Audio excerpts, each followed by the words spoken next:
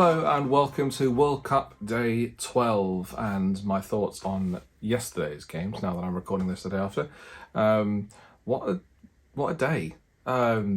This is probably or at least one of the groups, the most dramatic group I think I've ever seen in the World Cup. Genuinely amazing. Somewhat annoyingly, I was out for the whole thing. So I was busy for the first half, so I didn't watch that. I did have it open with me while I was out with friends the next kind of half of the game, and wow, what a game. That was but just some amazing scorelines, and at one point two very shock teams going through from the group. In the end, let's start with what I'm talking about, which is Group E. Japan, Spain, Costa Rica, and Germany. Basically, going into it, Spain knew that if they won, they went through, and they won through as group winners. Japan knew that they needed to basically win to qualify. They could potentially have done it with the draw. Probably not. I don't think they could have done that because they only had 3 points. So.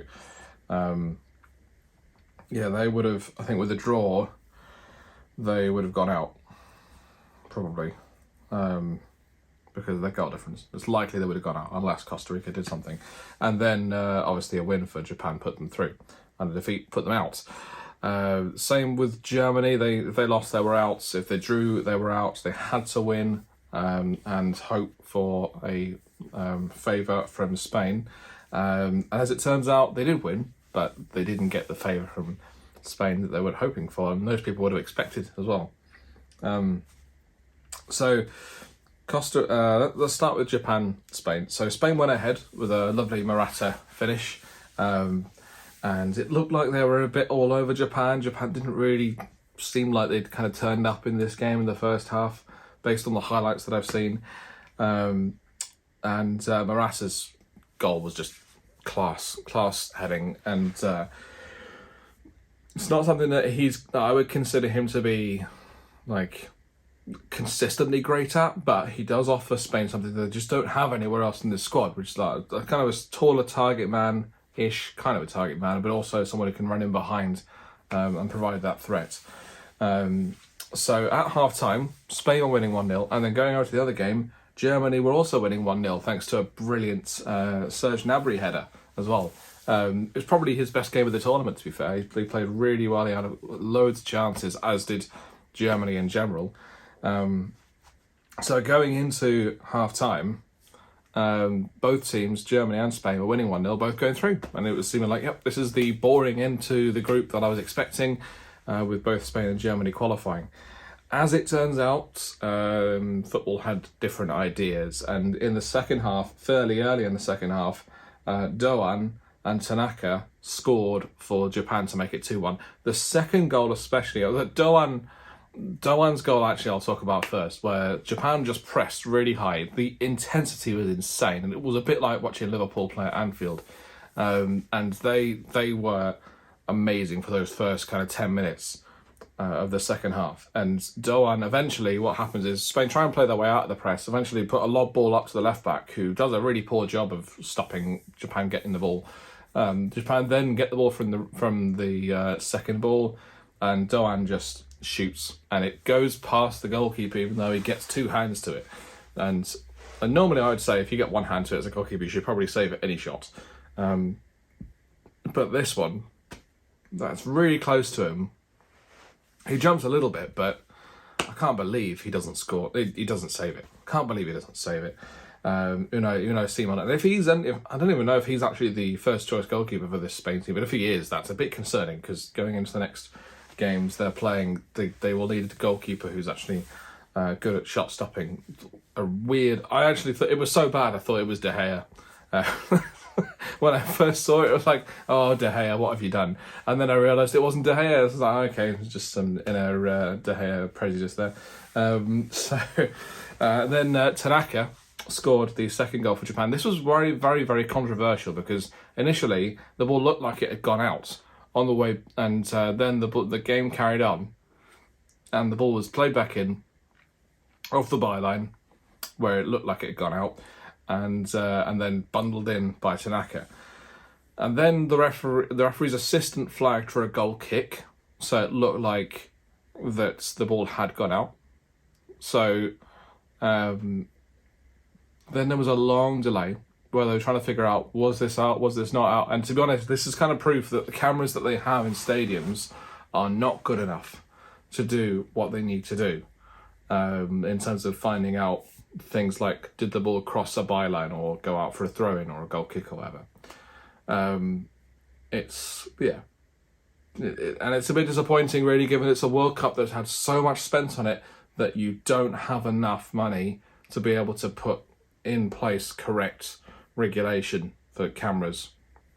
Surely there should be a camera that kind of goes right down the line. I have seen one, but it's not quite central. It's not quite above that line, and that's exactly where you need to be to be able to figure that kind of thing out. Or you look across it, but I mean, A, that's the linesman's job. The linesman should be able to do that. And B, I think you should be able to... I think it's just too much of a distance. That's the problem. You kind of need it closer than that. Surely a high-resolution camera can zoom in and figure out, yeah, this is definitely over the line or it's not over the line. And that shouldn't be too difficult. Albeit you could talk about kind of in-ball technology, kind of like goal line technology. The only problem with that is that the cameras are all pointed towards the goal. So trying to figure out whether the ball's gone out for a goal kick, you can't really do from those cameras, which is a bit of a shame. But yeah, in the end, there wasn't enough evidence to say that it was out. There was more evidence to say it was in than it was out, basically. So the goal was given, and then all of a sudden, Spain were losing. Now, at this point, I'm going to switch over to the other game, because this is where the real drama happened, I think. Japan, by the way, played really well. I think it was quite an even game after the 2-1, and both teams could have scored a third or a second, respectively, and in the end, it finished 2-1, and I think Spain were kind of happy with that. Just because they could end up kind of playing their way through, and knowing, even though Germany had won, they knew that they would only be out if Costa Rica were winning. Going through the Costa Rica-Germany game then. Firstly, Gnabry, as I mentioned, scored a brilliant goal, brilliant header, which is just inside the far post. But then all hell broke loose in the second half. Obviously, by this point, we were 58 minutes into the game. Germany know that Spain are losing at this point. So they actually need... Well, at this point, I think their mentality is, we need to go and score a few more goals. And presumably they go on the attack. I didn't watch this, because this wasn't the game I was watching. I was watching the Spain-Japan game. But Tejeda got in and scored with pretty much their second or third shot on target, I think, in this tournament. And then Neuer inexplicably it's a scramble really, and it comes off Neuer and it goes into the net. That's on 70 minutes, and at that point, Costa Rica and Japan were going through in this group. Just like, I couldn't believe what I was seeing, because Costa Rica have been hopeless in this tournament. I know they beat Japan, but they've been hopeless in this tournament. They've, like, in terms of an attacking threat, I couldn't believe they scored 2 goals against Germany. But also, I think that Germany, you'd have thought, would be so bothered about the fact that they might end up going out that they should be making sure of this game, and it should be absolutely not just 1-0, 2-3, 4-5. And to be honest, in the first half, before they went 2-1 down, they had so many chances to score. I'm thinking Gnabry cut inside and shoot just wide. They hit the post 3 times in the second half. In the end, I know it finished 4-2, but it could easily have been 7-8-2. That's how dominant Germany were in this game. But then very quickly afterwards, Havertz equalised, getting in off a really nice kind of one-touch passing on the edge of the box to get him through in and on goal, and he scored. The thing is, though, it kind of makes me think a little bit that Germany, this tournament, have looked like they need something to fall their way for them to score, if that makes sense. It's very difficult for them to force it, so they just kind of put it all in the mixer and hope the goal comes out of it. And that goal looked very much like that. If a Costa Rica player is like 1 meter or 1 inch further across in any of those passes, they get intercepted. It's a good example of showing that Germany are not very efficient when it comes to attacking. Havertz then crept around the back post to score his second, Germany's third, to get them ahead. At this point, Costa Rica were basically going out. There was no chance for them. They needed to be winning this game, remember? And then Fulkrug finished it off very nicely with a fourth goal. But at this point, you might not have seen it on the BBC highlights that I watched in the evening, but it was very clear that this Germany team were kind of resigned to the fact that they were going out of the tournament. I think what they needed was a Spain goal, and it just wasn't happening. I jokingly said to the people I was with at the time, I was like, maybe Spain are deliberately losing to make sure that Germany go out, but they go through. It's just like pretty crazy, really, as the scenario that was going on at the time. In the end, Spain were desperate to score. There's no question they were desperate to score.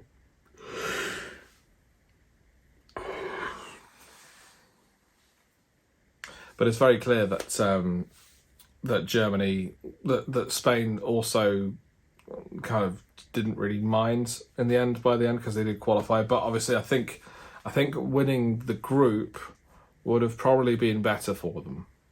I think coming second in this group, as it turns out, wasn't too bad, because then they will play the first place team of the other group, which I think was Morocco, from what I remember, and not Croatia. If it had been Croatia, I think you might have seen a different thing from Spain, possibly, but difficult to say. But there you go, and that's how it finished. Costa Rica go out, Germany go out, even though they won 4-2, and then Spain and Japan go through. So looking at well, actually, before we do that, I'm going to quickly talk about the other games that happened yesterday between Morocco and Canada, and then Croatia and Belgium. So Morocco got through with the win. 7 points as well. 7 points, very impressive. A 0-0 draw against Croatia, then that 2-0 win against Belgium, and then the 2-1 win against Canada eventually. The Canada goal, actually, not the Canada goal, the first Morocco goal, goodness me, the goalkeeper has an absolute mare. Comes out, plays the ball out, tries to clear it. The clearance goes really wrong, and goes straight to Ziyech, who just finishes the first time over the top of the goalkeeper, who's stranded outside of his box. Just such a poor goal to concede, and it does kind of bring to light maybe Canada's lack of experience at this level does show somewhat.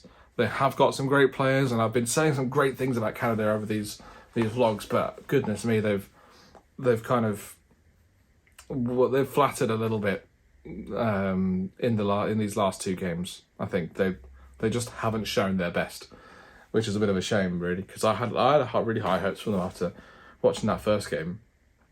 And who knows, had they beaten Belgium, they could have potentially stood in with a better chance of going through with this game against Morocco, but as it turns out, they were out.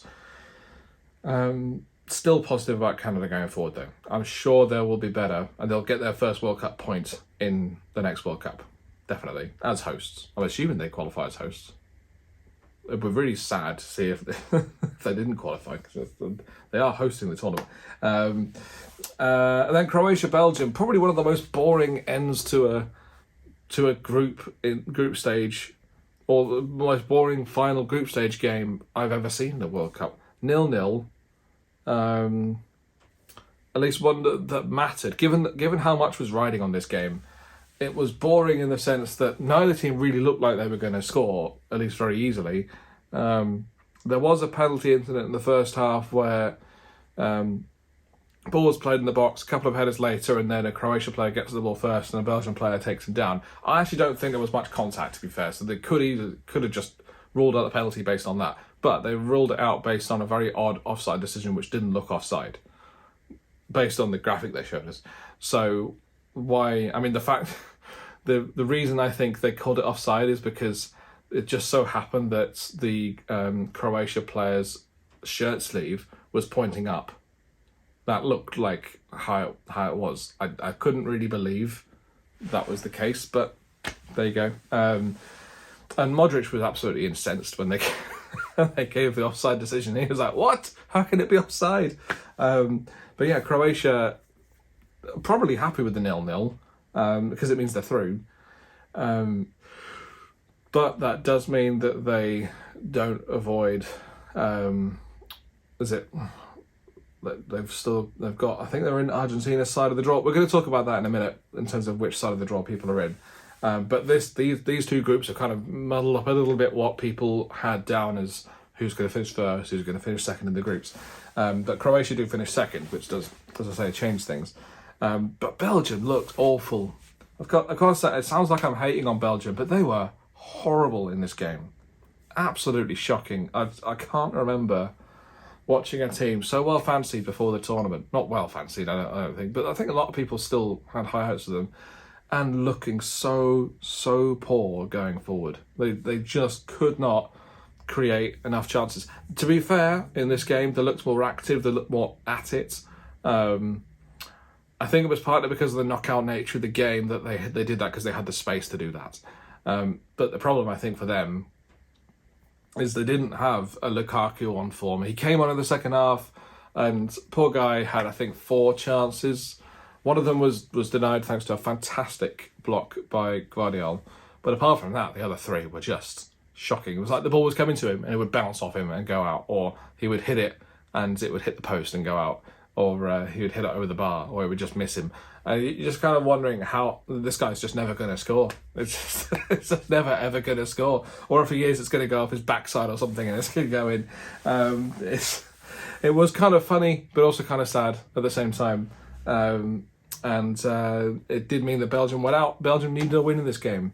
If Lukaku had scored, I would have said they're a threat in this tournament, because their attacking play in this game was better, and they could. We've seen teams like this before, really struggling group stages, but then as soon as they get into the knockouts, they start to build momentum until they get to the final and they win. Thinking of Italy at the Euros, they were okay in the group stages, but they weren't amazing. And then further into the tournament, they just kept playing better and better and better. And then I think in the World Cup in 2018, France were okay again, but they weren't amazing. And then you think about Spain 2010, they lost against Switzerland in their first game, and they still went on to win it. So it's been done, and there is a long kind of, in terms of games at least, there's a long period between the first and the last game of the World Cup, so you can kind of work your way into form. This Belgium team have been awful though, and Martinez is, I'm going to say he's resigned. I know that's not technically what's actually been reported, but he's basically resigned. Basically fallen on his sword before he was going to be sacked. And I also think, to be fair, he was going to go at the end of the groups of this World Cup anyway, regardless. He has been with this Belgium team for 6 years. I personally think they should have gotten rid of him 2 years ago after the Euros, because he had 2 tournaments with this amazing group of players and not really got enough out of them. Yes, he'd finished 3rd in the World Cup, but then I think they did pretty poorly in the Euros from what I remember. So this Belgium team has got a lot of improving to do, and it looks like the only way is down for them now. If you look at the players that are coming back up, if you look at the players who are coming up through the ranks, it doesn't look like they're matching the same kind of quality. Whereas for Croatia, it just seems to be they've got through a stage of renewal at the moment. They've got obviously Kovacic, and there's a couple of players who came on, I can't remember actually, who started. There's a guy who played really well the last couple of games and didn't necessarily play that well this game. Where is he now? Lavia. So Lavia looked really good the last couple of games, and he started this game and didn't look amazing. But they've got quite a few. Sosa, Juranovic, Kramaric isn't too old. I think he's like mid-25, or mid-20s even. And then Pasalic also looks pretty good as well. And then obviously Gvardiol, who's a bit of a standout, to be honest. He was absolutely amazing in this game. It's like chances that Belgium had, he was often the one to block. He also had a really good run in the second half, which kind of found its way past 4 Belgian players and set up a good chance to score. So yeah, I think it's much more promising for this Croatia team, and I'm not expecting the same kind of drop-off from this Croatia team as I am from the Belgium team, because I don't expect them. I'd almost go so far as to say I don't expect them to maybe not. It's probably going a bit far. I think for the Euro. Bear in mind, in the Euros there are, I think it's 24 teams who qualify for the Euros now. That's quite a lot of teams. So it's difficult, I think, in just European games to not qualify for the Euros now as a good-ish team. So this is why I'm expecting teams like Wales to qualify, Scotland, even Northern Ireland, Republic of Ireland. They will all be within a good chance of qualifying, because you only need to finish top 2 in your group, and I think maybe third gets you into the playoffs. So it's not very difficult to see that. So I do still think Belgium will make the Euros, but in terms of being a threat at the Euros, I don't know. They're going to need like an amazing De Bruyne on the top of his game. Lukaku will still be playing then. I'm expecting Eden Hazard to have fallen off at that point. And the 2 centre-backs as well, they're going to have a problem at the back, I think. This could be the other problem as well. If those 2 just decide that's enough, then who do they have to replace them? It's probably worth actually looking, to be fair.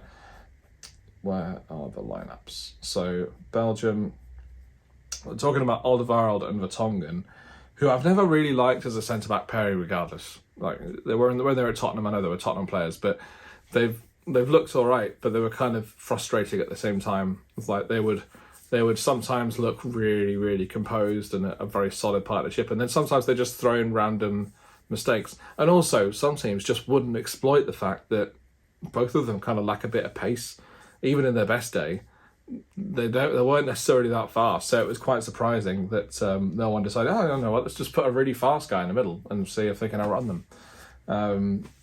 But yeah, on the bench. Who do we have in this game? Not much in terms of defense. Oh, Face. Okay, Face. He's all right. He plays for Leicester. I'm surprised actually that he didn't get a go in this tournament. To be honest, he was very, very good. But I suppose they went with the experience of those 2, and they're probably good leaders as well. Right. So that's enough about those games. I'm going to start talking about what is to come. In terms of the knockout stage first, and then we'll talk about the rest of today's games. So, looking at the games in England's half of the group, England's half of the draw even. I'll put that in the on the screen now. I think I might not, but we'll see. England. We know that England are playing Senegal and France are playing Poland. So, presumably it'll be an England-France quarterfinal.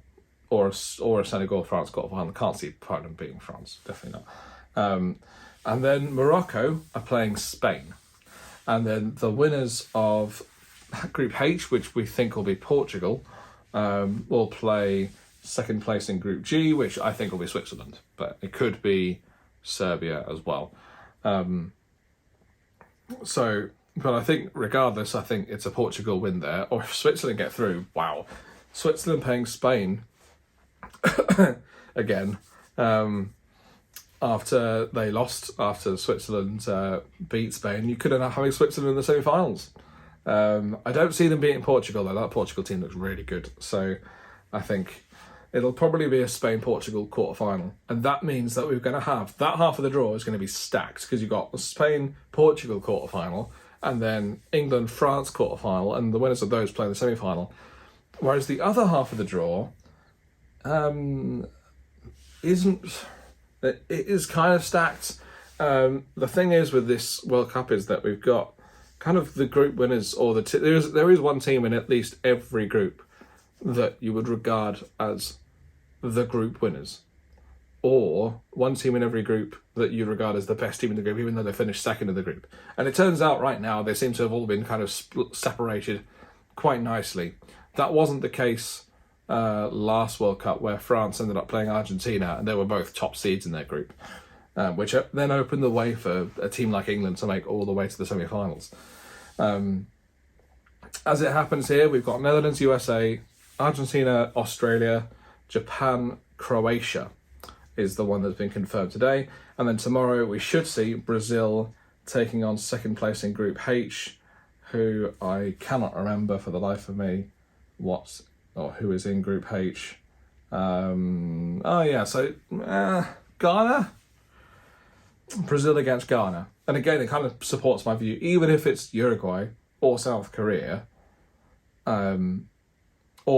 Portugal, but I doubt that because they've got a +3 goal difference, and Ghana can overtake them technically if Portugal lose to South Korea and Ghana beat Uruguay. But I feel like that's unlikely for several reasons, other than the fact that Portugal are probably going to beat South Korea or at least get a point. So I think it should be a Brazil Ghana. We're going to call it Brazil Ghana in that last 16 game, which should mean a quarter-final of Croatia against Brazil, which will be a really interesting game. And again, this is kind of proving my point a little bit. Obviously, it's knockout football. Anything can happen over 190 minutes of football, and the last World Cup kind of proved that to an extent. And even the group stage has proven that with some of the scores that we've seen.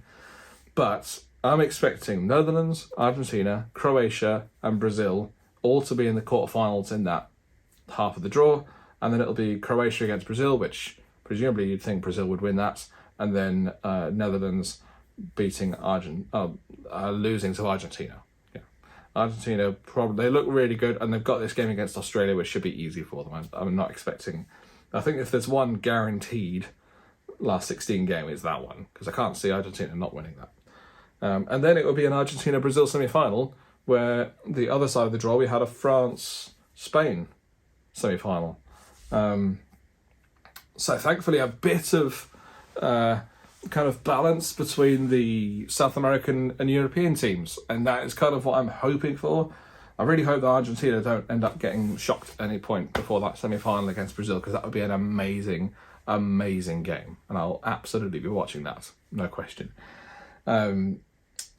So that's the kind of group looking forward. I've talked a little bit about Group H, but Group G and Group H, but we'll just talk about it now. As I say, Cameroon taking on Brazil. Cameroon's chances, I think, have come and gone in this. Losing to Switzerland in that first game has been absolutely terminal for them, I think. That means they're pretty much out, because they needed to win that game against Serbia and then probably get a point against this Brazil team. It looks very, very unlikely, but we'll have to wait and see on that one. And then Serbia-Switzerland is the grudge match. There's a lot of political tension between these two teams, and it was shown last time they played in the group stages of the last World Cup. Switzerland won that game 2-1. This game, I'm expecting a Switzerland win again. This Serbia team, I thought they were rock solid going into this tournament, and they looked like a team that could keep a lot of clean sheets. They've conceded 5 goals in 2 games.